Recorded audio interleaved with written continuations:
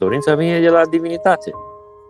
De ce? Pentru că divinitatea vrea să experimenteze la nivel individual, la nivel de unicat, o dorință unicată.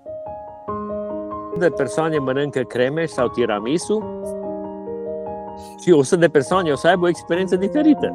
Odată la mână sunt condițiile, da? Circumstanțele care înfășoară această identitate, acea persoană, circumstanțele lui sau ei de viață, da? Că cineva poate să mănânce un cremeș, a mâncat un cremeș cu 10 ani în urmă și după aia au intrat într-un argument cu cineva.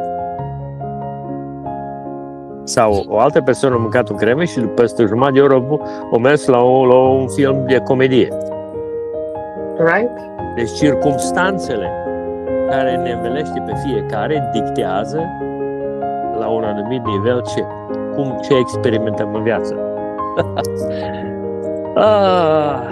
Life is beautiful, isn't it?